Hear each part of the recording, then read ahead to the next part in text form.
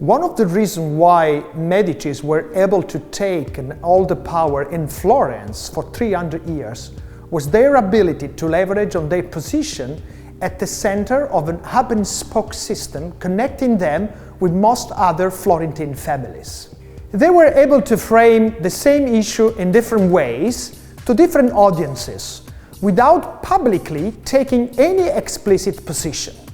They successfully navigated the political landscape of Florence for centuries by just exploiting the lack of communication among the other families.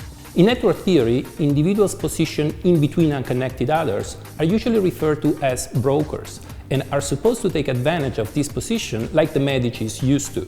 In the case of real estate agents, for instance, taking advantage of this position in between others is all their advantage is about. In an organizational setting, such as a corporation though, it has been observed that different individuals obtain unequal returns from the same network position.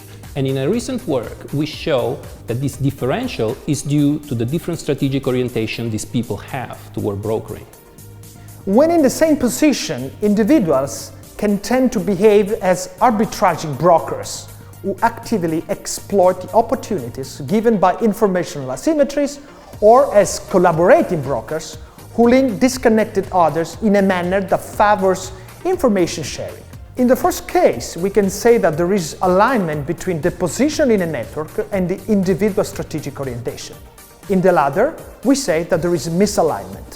Through a survey, we showed that arbitraging orientation is adopted by a minority of individuals and that these have a better performance than the rest. Our survey involved nearly 400 HR employees of a large consumer product company scattered across 5 continents. We collected network data and captured their strategic orientation by using a scenario-based visual scale that invited them to choose between an arbitraging and a collaborating strategic orientation when exposed to the same situation. We finally compared the data with employees' performance evaluations. Collaborating was indicated as the preferred strategy by 85% of the population, arbitraging by 11.5%. 3.5% of the employees opted for an intermediate option. Those who chose an arbitraging strategy were less likely to have a below-average performance and significantly more likely to have an above-average performance. Having a collaborating orientation instead makes a broker more likely to have a below-average performance level and significantly less likely to have an above-average performance level.